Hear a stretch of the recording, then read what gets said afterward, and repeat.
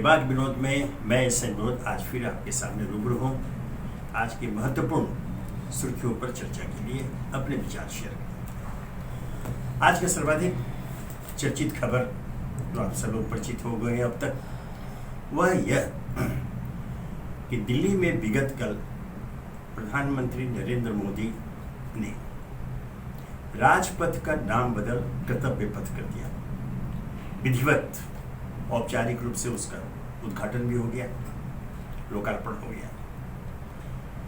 इस क्रम में, इस अवसर पर प्रधानमंत्री ने जो तर्क दिए, उसमें सर्वाधिक चिन्हित तर्क यह कि गुलामी की मानसिकता से आजादी दिलाने के लिए राज शब्द सत्ता का गुलामी का प्रतीक है, ऐसा प्रधानमंत्री मोदी का कहना है और इसलिए इसका नाम बदलकर कर्तव्य पथ कर दिया गया। स्वागत है। यहाँ इस बिंदु पर यह कहा जा सकता है, जो तार्किक मस्तिष्क है विशेष के युवा पीढ़ी के, वो करना चाहते हैं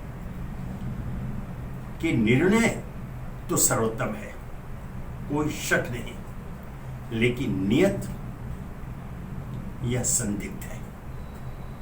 क्योंकि जिस प्रकार पिछले दिनों देखा गया, पिछले दिनों से मेरा आशय इस वर्तमान सरकार के कार्यकाल में अनेक स्थलों के, शहरों के रेलवे स्टेशन के नाम बदले गए। स्वयं दिल्ली में रेस कोर्स का नाम बदल दिया गया,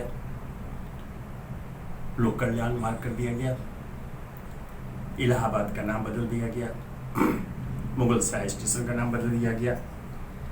इस तरह से अनेक नाम बदले गए हैं और इसमें से वो ऐसे सारे स्थल हैं जिनके नाम के साथ एक धर्म संप्रदाय विशेष की झलक मिलती है। सवाल इतिहास का है। क्या आप इतिहास को बदलना चाहते हैं? जिस गुलामी मानसिकता की बात आपने की, वह तो एक अटल सत्य है। हम गुलाम रहे वर्षों। मुगलों ने हमको शासित किया, अंग्रेजों ने शासित किया। यह इतिहास में दर्ज रहेगा, आप इसे नहीं बदल सकते। रही मानसिकता की बात, जिस शब्द की बात आपने कही प्रधानमंत्री जी, तो क्या आप बताएंगे कि आने वाले दिनों में आप राजस्थान का भी नाम बदल देंगे? आप विश्व प्रसिद्ध बिहार के राजगीर का नाम बदल देंगे? सभी में राज शब्द है। इसका जवाब देंगे आप? यह लोग जानना चाहते, इसलिए जो तर्क जो आपने कहा, इसलिए कहा कि तर्क जो दिया गया है उसमें जो निहित नियत है उस पर लोग संदेह प्रकट कर रहे हैं, आरोप लग रहे हैं और प्रबल हो रहे हैं कि एक संप्रदाय धर्म विशेष के खिलाफ नफरत की दीवार समाज में खड़ी की जा रही है। यह किस कोने से आया, यह बताने की आवश्यकता नहीं है। यह अनायास नहीं हो रहा है, यह एक सोची समझी रणनीति की तहत किया जा रहा है। आरोप में दम है।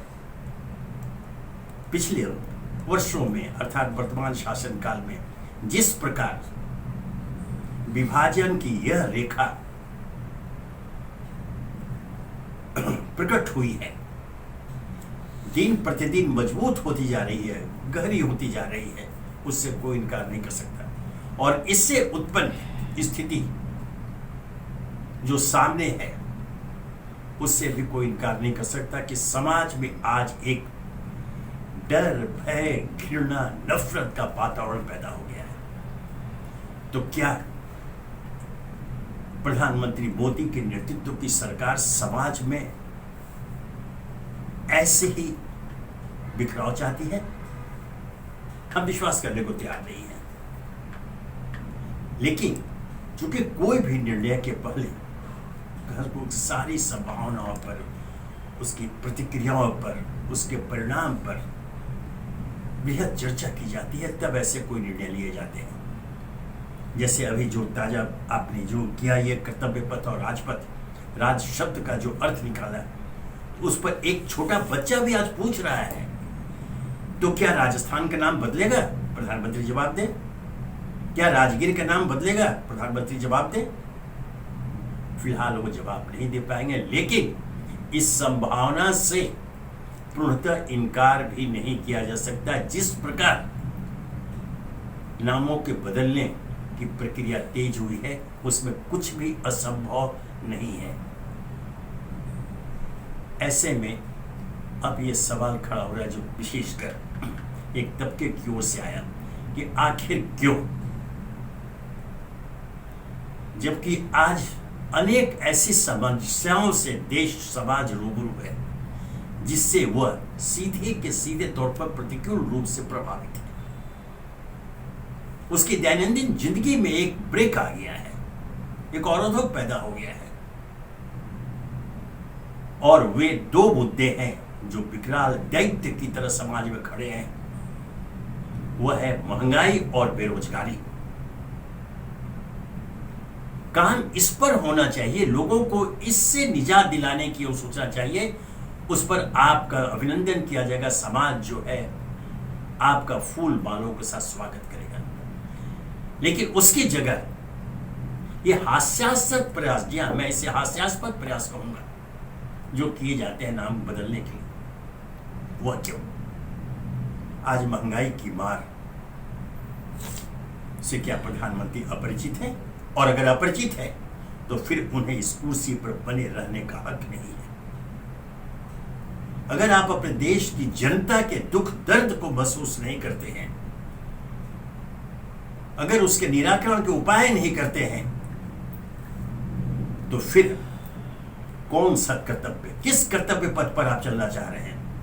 आपका यह कर्तव्य है देश की जनता के दुख दर्द के निराकरण करने का। आपका यह दायित्व है। लेकिन आप कर्तव्य पथ एक सड़क का नाम तो कर देते हैं, लेकिन कर्तव्य मार्ग पर चलने से स्वयं को दूर रखते हैं।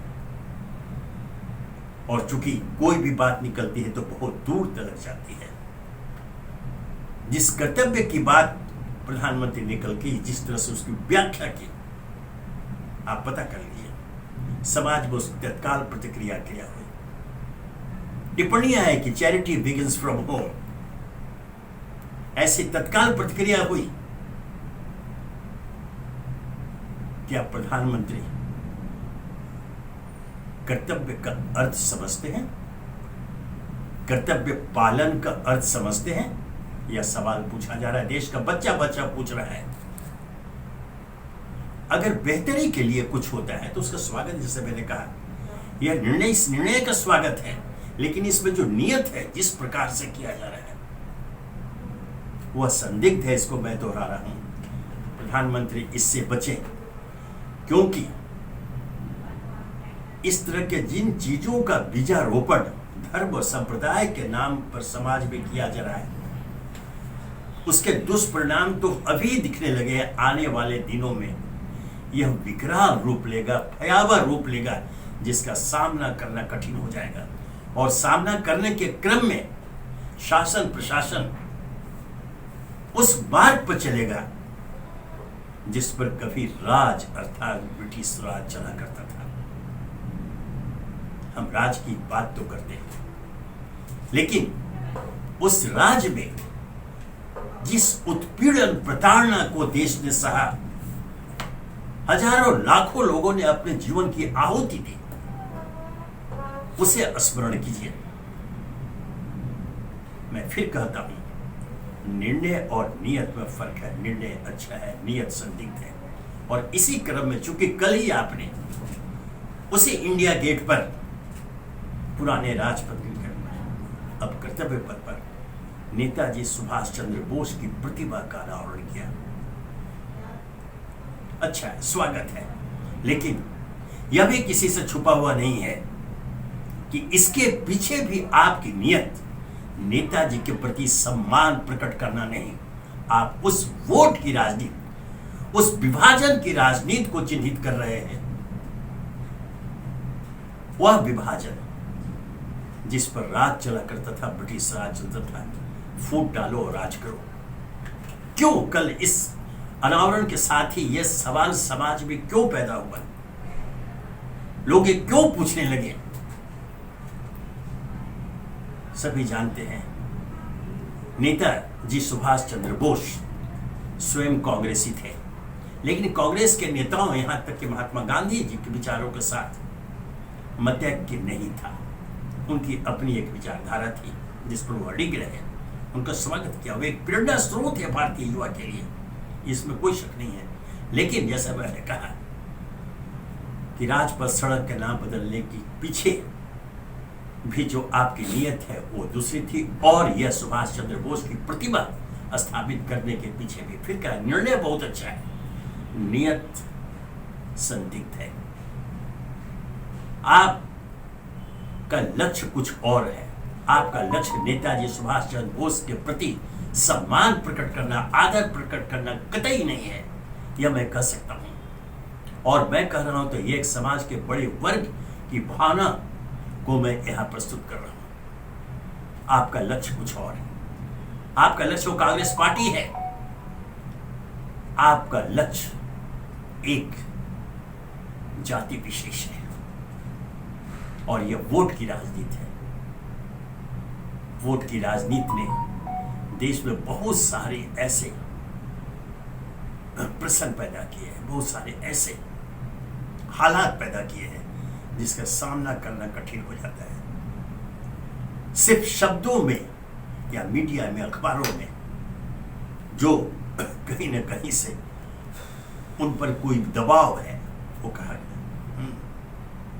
सिर्फ उसको ध्यान में रख करके हम स्वयं को विश्व गुरु कह रहे हैं, हम स्वयं को अत्यधिक सफल मान लें, हम प्रचारित कर देंगे पूरा संसार हमारी ओर देख रहा है, हम विकास मार्ग पर बहुत आगे बढ़ चुके हैं। लेकिन परिणाम स्वरूप जो सामने है, ये दो सवालों का जवाब दे दे प्रधानमंत्री, यह महंगाई और यह बेरोजगारी, इससे सीधा विकास से जुड़ा हुआ है। आज महंगाई की जो मार है उससे समाज का हर व्यक्ति, क्या छोटा बड़ा, अमीर गरीब, हर कोई त्रस्त है। बेरोजगारी का जो आलम यह है कि आज युवा आत्महत्या करने पर मजबूर है। क्यों? वो पढ़ाई लिखाई करके, शिक्षित होकर के वह तो दो रोटी के लिए एक नौकरी चाहता है, एक रोजगार चाहता है जो उपलब्ध नहीं है। क्या उस ओर आप ध्यान देंगे? आप इन दो बिंदुओं पर ध्यान दें, महंगाई और बेरोजगारी, इस पर ध्यान दें। इसके समाधान के लिए आप रास्ते निकालें, इसके लिए नए नए शब्दों का निर्माण करें, देश स्वागत करेगा। लेकिन ये जो हास्यास्पद, ये जो नाम बदलने का जो उपक्रम है, कृपया इस पर विराम लगाएं। मैंने फिर कहा, क्योंकि लोग हर निर्णय के पीछे नियत भी देखते हैं, और इन निर्णयों के पीछे नियत संदिग्ध है, इसलिए आपके इस निर्णय पर भी सवालिया निशान खड़े हो रहे हैं। पहले देश को खुशहाल बनाएं, और खुशहाली आती है जब दिल से व्यक्ति खुशी महसूस करता है। इस महंगाई की मार और इस बेरोजगारी के कारण अनाथों की बड़ी फौज, असहायों की बड़ी फौज जब सामने है, उसमें हम विकास के दावे कर ही नहीं सकते। आज सभी को मालूम है कि आज जो प्रचार माध्यम है उसे किस प्रकार से नियंत्रित करने की कोशिश की जा रही है। सच्चाई सामने आते नहीं है, बड़ी बड़ी घटनाएं हो जाती हैं, देश की जनता अनभिज्ञ रहती है। चूंकि हम अर्थात हम मीडिया बिरादरी के लोग कुछ अपवाद छोड़ दें तो ऐसे दबाव में हैं कि वो सत्ता का मुंह देखने लगते हैं कि अगर हम इस खबर को प्रचारित करते हैं तो सत्ता पक्ष पर क्या असर पड़ेगा, कहीं वो नाराज तो नहीं होंगे। इस क्रम में सच्चाई सामने नहीं आ सकती है। हम अपने दायित्व से विमुख हो जाते हैं। हम बड़े गर्व से कहते हैं कि हमारा कर्तव्य है, हमारा दायित्व है सत्ता को आईना दिखाना, और सत्ता का तब कर्तव्य हो जाता है। प्रधानमंत्री जी कर्तव्य पथ का उद्घाटन करने के साथ इस सच्चाई को भी ध्यान रखें कि आपका कर्तव्य हो जाता है कि जब हम आईना दिखाते हैं, इसलिए दिखाते हैं कि ताकि आप अपने चेहरों को, दाग धब्बों को देख सके, उससे परिचित हो सके, ताकि आप उसकी सफाई कर सके। इसलिए नहीं है कि हम आपको विद्रूप दिखाना चाहते हैं, हम सच्चाई से आपको अवगत कराना चाहते हैं। इसलिए इसे आप अन्यथा न लें। हमारा जो कर्तव्य है हमें करने दें, उस पर दबाव न डालें, हमें प्रताड़ित करने की कोशिश न करें। जो आरोप लग रहे हैं यह दोहराना ही होगा कि आपके शासन काल में इस प्रकार की जो घटनाएं हुई हैं, इस प्रकार जो मामले दर्ज हुए पिछले 70 साल के इतिहास में नहीं हुआ। क्यों? अभिव्यक्ति की आजादी की बात क्या सिर्फ किताबों तक रह जाएगी? क्या सिर्फ लिखने तक रह जाएगी? हम अभिव्यक्ति की आजादी का अधिकार इसलिए मांगते हैं ताकि सच सच और सच जनता के सामने ला सके, किसी दुर्भावना के अंतर्गत नहीं, इस उद्देश्य से ताकि जब हमारी कमियां सामने आएंगी तभी तो हम उन कमियों को दूर करने के उपाय ढूंढेंगे। इस उद्देश्य से हम आपको आईना दिखाते हैं। कृपया उस आईने पर काला पर्दा डालने की कोशिश न करें। धन्यवाद।